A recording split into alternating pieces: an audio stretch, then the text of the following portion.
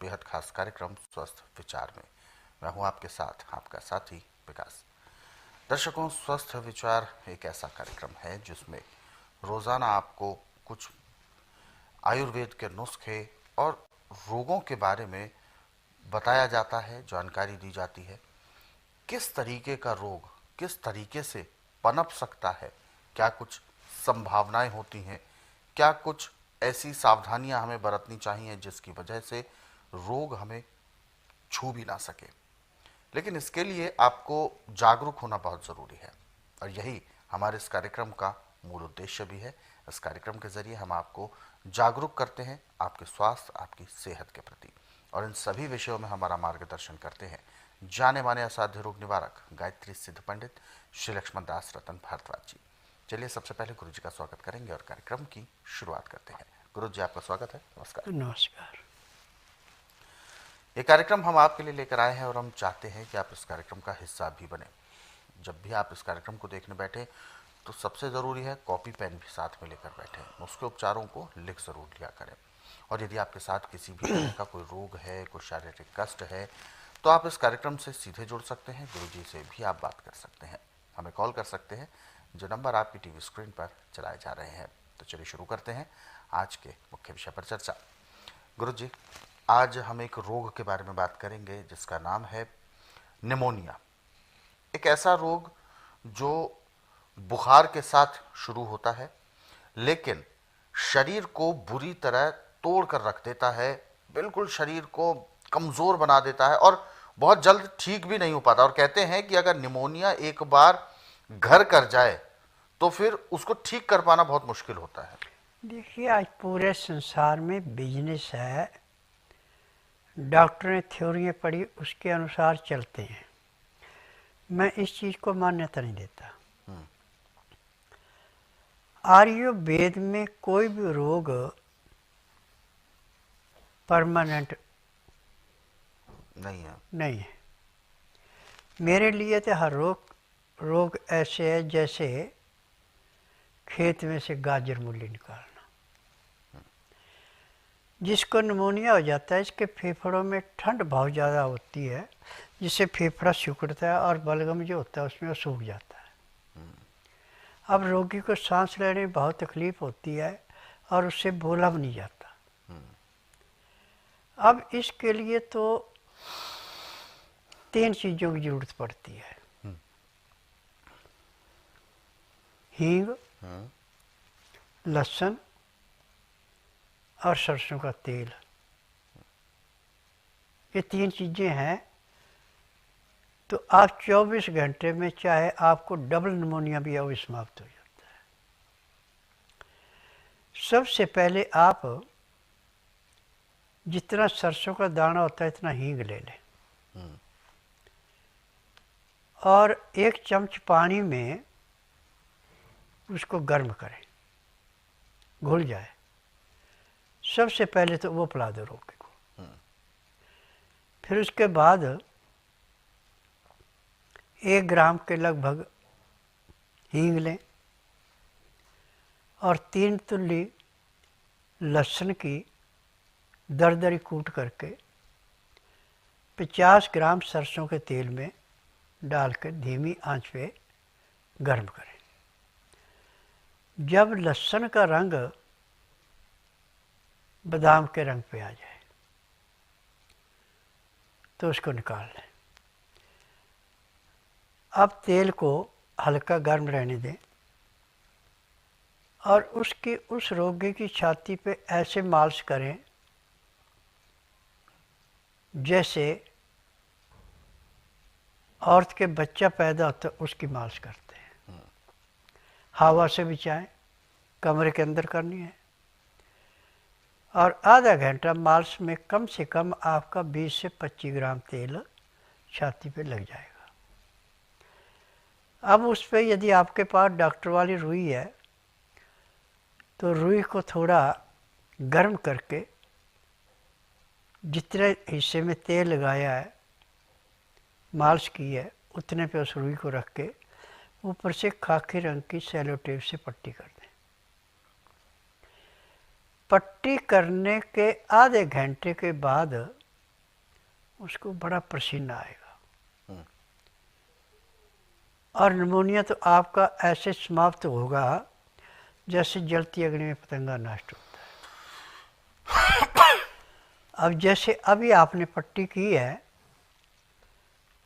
तो दूसरी पट्टी इसको 12 घंटे के बाद फिर करनी है ऐसे। अब लहसुन की 2 तुल्ली और जितना बाजरे का दाना होता है इतना हींग पीस करके गोली सी बना के मुंह में रखी और ऊपर से गुनगुना पानी पी लिया। अब अंदर जाके समझो कि जैसे तेज हीटर जलाते हैं ऐसे अंदर गर्मी पैदा होगी, फेफड़ों के से तो निमोनिया का नामो निशान नहीं रहा। और रोगी का जो शरीर टूट रहा था, थकावट थी, वो खत्म हो गई। अब जो ठंडी नमीदार हवा उससे बचना है। पानी जब भी पीना गर्म पीना। और भूख लगे तो बासमती के चावल 20 ग्राम, 30 ग्राम मूंग की दाल, 1 लीटर पानी में मिट्टी के बर्तन में धीमी आंच पे इतने उबालने कि 1 लीटर का वो 250 ग्राम रह जाए, 300 ग्राम सूख जाए। अब वो एक किस्म का सूप बन गया। जब उसको भूख लगे तो ताज़ा सूप देना पीने को। इसमें आप हल्का सिंधा नमक, काली मिर्च और हल्दी ये जरूर मिलाएं। अब जैसे आपका तैयार हो गया तो आपके पास गाय के दूध का दही या लस्सी है तो ये भी थोड़ी गर्म करके इसमें मिला सकते हैं। यदि ऐसा कुछ नहीं है तो आप नींबू हल्का गर्म करें, उसका रस उसमें निचोड़ दें। अब नींबू का रस अंदर जाके आपके लीवर को, पैंक्री को, पित्ते को साफ करेगा और जाके गुर्दे को भी साफ करेगा। जहाँ पे उसका किसी किस्म का कचरा था वो धो देगा और निमोनिया आपका खत्म हो गया। कितना का टाइम लगा? जो डॉक्टर 15 दिन 20 दिन 4 पाइप एडियाँ रगड़ाते हो, 24 घंटे में एडियाँ रगड़नी बंद हो जाती है। अब वो काम करे अपना पूरा। 2 दिन तक उसने खिचड़ी खानी, तीसरे दिन अपनी रोटी खाना शुरू कर ले। रोटी में इसमें गेहूं की रोटी छोड़ के बाकी जितने अनाज है सब खा सकते हैं। गेहूं की रोटी पचने में टाइम ज़्यादा लगाती है। और जिस भी आटे को खाना उसको छानना नहीं है, चोकर वाले आटे की रोटी खानी। यदि चोकर वाले आटे की आप रोटी खाते हो तो ज़िंदगी में कभी भी आपका लीवर जो है पाचन शक्ति कमज़ोर नहीं पड़ेगी, तीव्र पाचन शक्ति रहेगी और आपका खाया पिया ऐसे पचेगा जैसे जलती अग्नि में पतंगा नष्ट होता है। तो गुरुजी, जैसा कि आपने बताया कि ये जो निमोनिया है ये एक श्वास रोग जैसे संबंधित है, लंग्स हाँ। की प्रॉब्लम है, तो उसमें बुखार चढ़ने का जो कॉन्सेप्ट है, जब ठंड लगेगी बुखार एक किस्म का चौकीदार है। अच्छा, वो कैसे? जब भी आपके शरीर में कोई बीमारी पैदा होगी तो बुखार जरूर आएगा। ये घंटी है किस्म की, ताकि अंदर बैठा घंटी बजे तो देखे भाई बाहर कोई आया है, सावधान हो जाए, सावधान हो जाओ। तो यही इसका बुखार का। और बुखार का कंट्रोल जितनी जल्दी लहसुन और हींग करता है इतनी जल्दी कोई चीज़ नहीं करती। अच्छा, तो जैसे कि आपने बताया कि हींग की वजह से तो ये हो जाता है, लेकिन ये तो अगर शुरुआत में किसी को निमोनिया हुआ है उसको ठीक कर सकते हैं, परंतु किसी का कहते हैं जो सालों साल पुराने निमोनिया है चाहे उसके लिए स्वास्थ्य आपका विचार में। पदेशी भी है, अच्छा। वो भी इससे खत्म होता है। अच्छा, इससे खत्म हो जाता है। हींग सबसे ज्यादा गर्म है। जब गर्मी आप बर्फ भी रखेंगे तो हीट से पिघल नहीं जाता, पानी नहीं बन जाता, बिल्कुल। वही अंदर का है।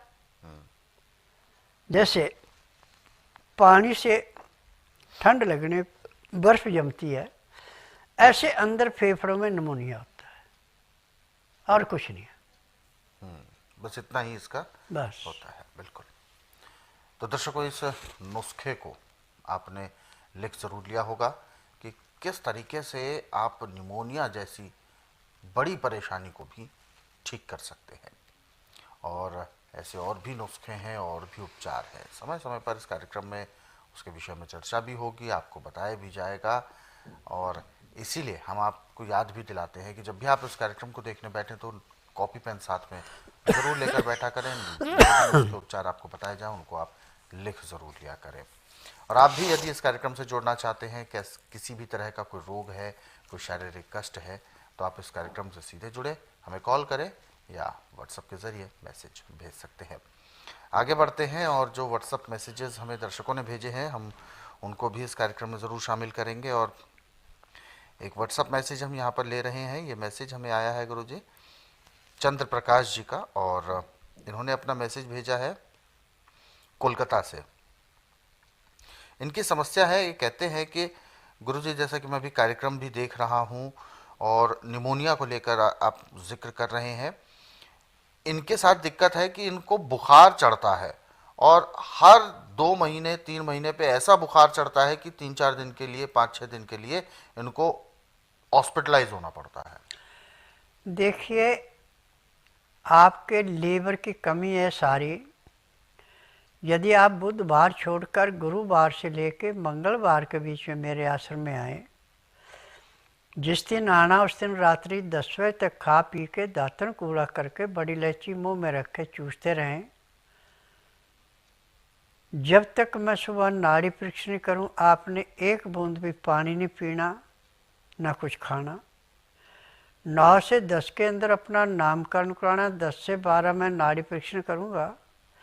नाड़ी परीक्षण में पैर के तलुए से सिर के बाल तक की MRI, CT scan, x ray, ultrasound, ECG, sonography, सब कुछ 5 सेकंड में हो जाएगा।